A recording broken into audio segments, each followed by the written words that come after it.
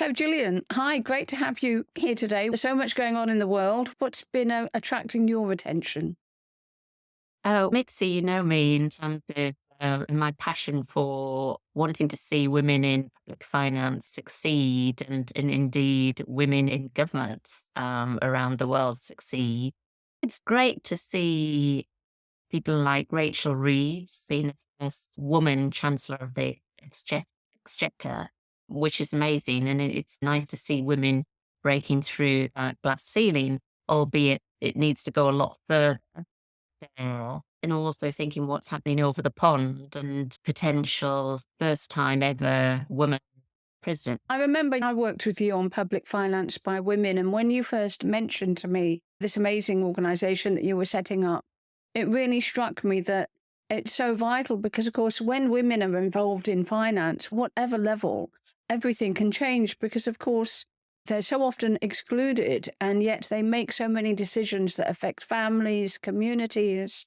And so we really do need the women making strides there and achieving things. And really, that's been the hallmark of much of your career, hasn't it?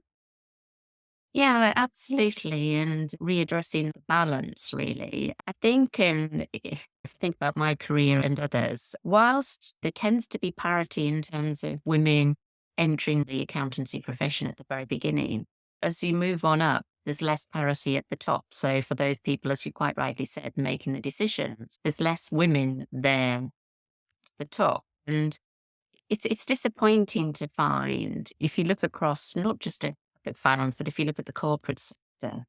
I can recall a figure where director of finance level, there was only 17% women in those positions. And that's pretty poor in this day and age.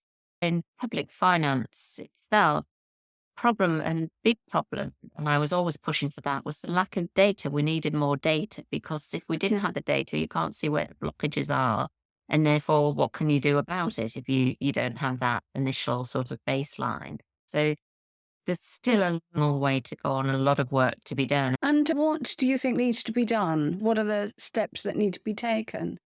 I think it's fairly complex because in terms of you looking at it from different perspectives. And at a government level, for example, you find a lot of countries looking at gender equality as a whole. It's built into the legislation. It's also built into the public finance processes. So when they're making policy decisions about public finance, they're taking gender into account. Not all governments are doing. So I think there needs to be quite a clear push toward actually making it more mainstream at government levels around the world. So there's that aspect of it. But then obviously you've got the focus on individuals and their personal careers as well. And if I reflect back, I haven't got access to a mentoring program that would suit me. I didn't have many women role models and there wasn't a systematic mentoring process. So there's all sorts of support mechanisms as well to be put in place. And the third aspect of it is the data, as I mentioned, having the data there to work out, to see where women are falling off in careers and looking at in a more informed way what actions need to be taken. You mentioned the mentoring program there, and of course, we ran for 2 years an international mentoring program for women in public finance, which was, I think, at the time very well received. It was really empowering for some of the women there, and we had quite a range of organisations that were putting people forward for that. Yes, Mitzi, I think that was for public finance by women, one of the most successful outcomes for it. And so it was all done on a volunteer basis. And we had some fantastic women mentors and men mentors, and also some really receptive mentees.